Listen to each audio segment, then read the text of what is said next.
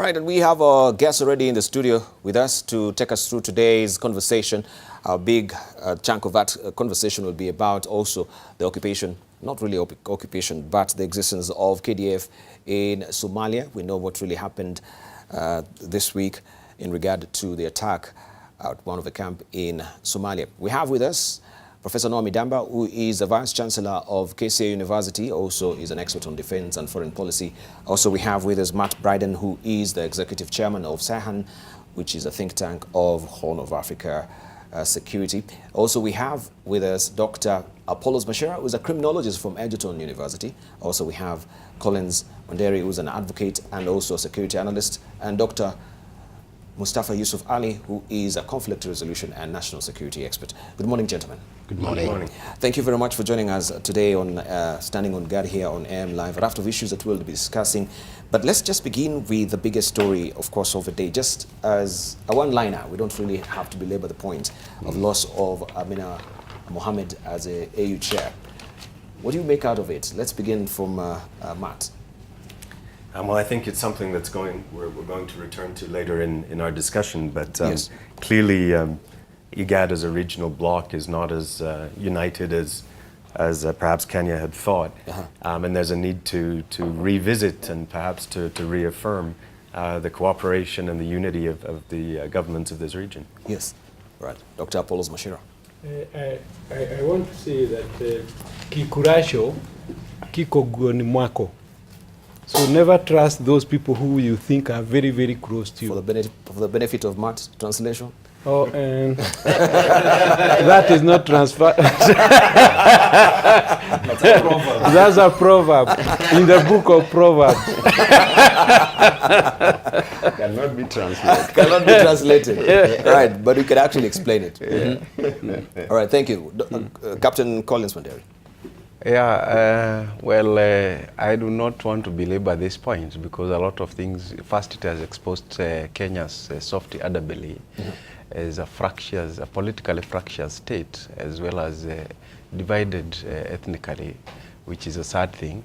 The other thing I want to say that nations do not vote for individuals. They vote for their national interests when it comes to geopolitics. And the states that voted against Kenya, because Amina was not the candidate, if you look at the voting, was Kenya. The candidate was not Amina. She was just the personification of Kenya's candidature for the EU chair. And the nations that voted against Kenya voted for their national interests. And we must respect that. Thank you. Yeah. And looking at the editorial cartoon today, according to Munene over there, you can see that is Faki now standing on top of that ballot box. And looking down, also we have so many things happening. Amina Mohammed, she's down there. If we just look, yes, thank you. And we can see she's down there. And ECOWAS speaking to the executive. Yeah, you have to admit tyranny of numbers outside your borders is never guaranteed. Let's hear from Dr. Mustafa.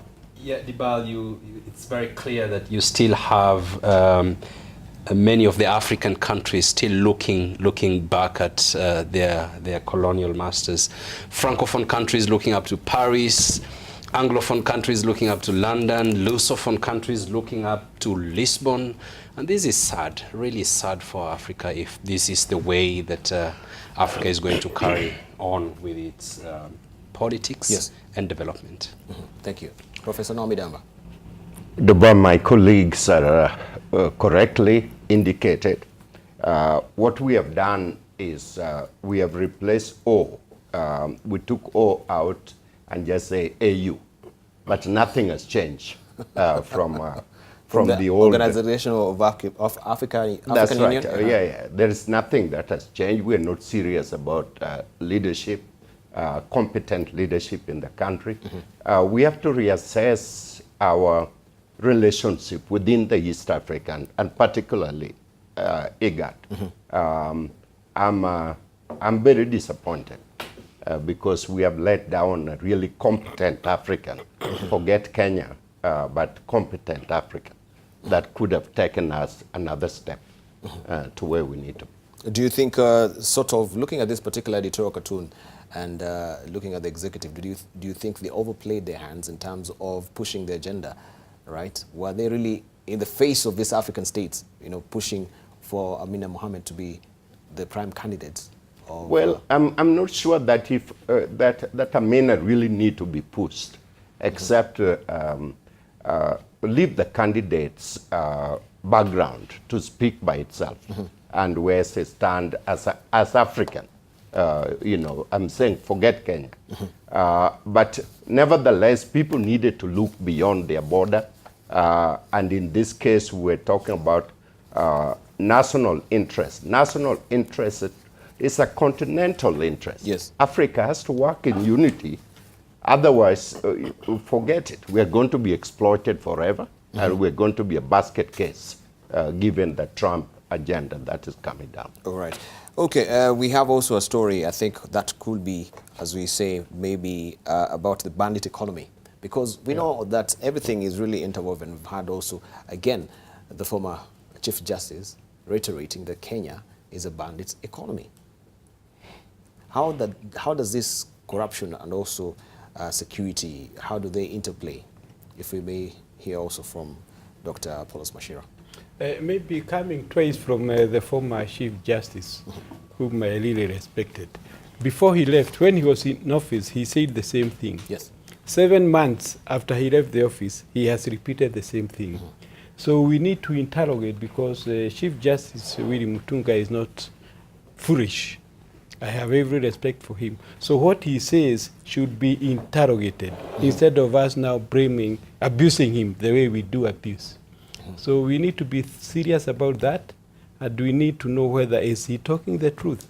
Otherwise, we can't hide the truth.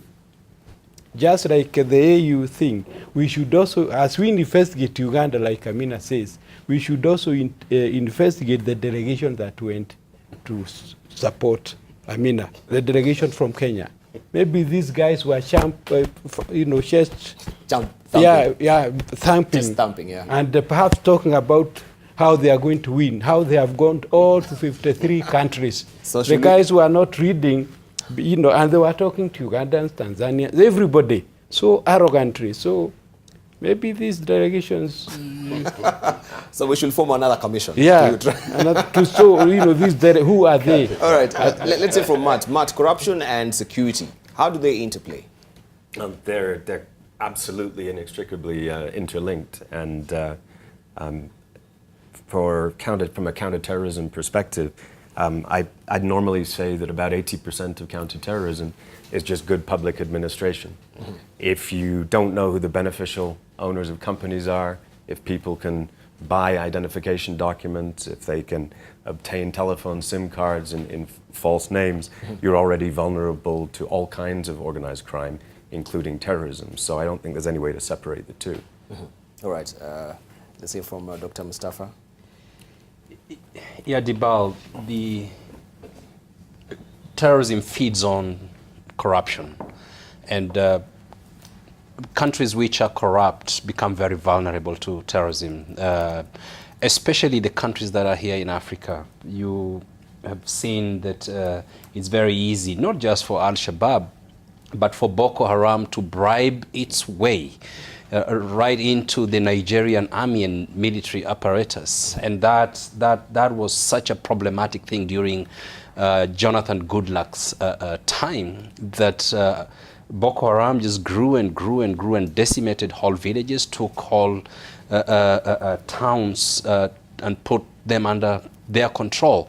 When Buhari came in, he came in on account of ending corruption and making the military and security agencies more efficient, and that's how they eventually dealt with Boko Haram.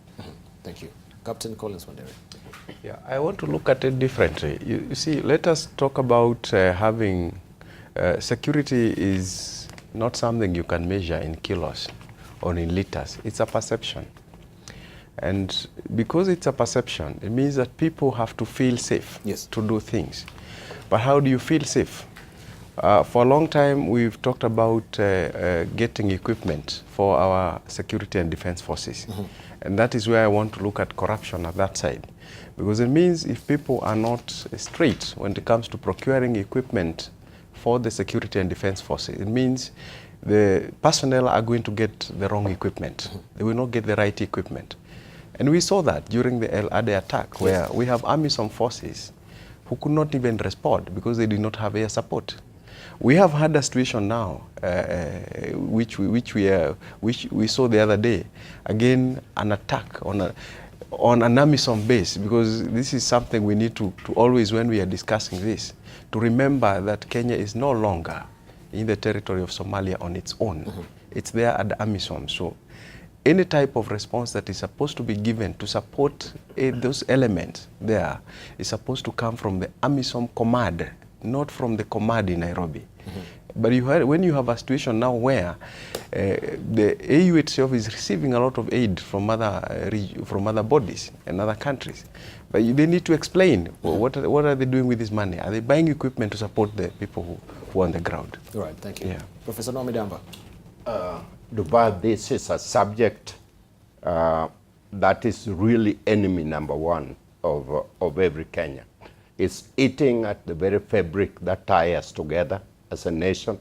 It's leading to an incredible national debt. It is leading to ethnic strife in the country and disunity. It dislodges every logical things we can do as people.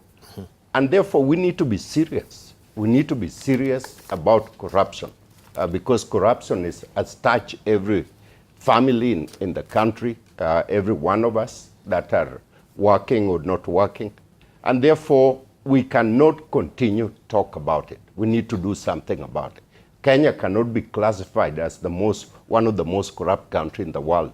And then we are going out there in the world to compete with others. This is a deadly disease, a deadly enemy for all of us. Thank you. And we need to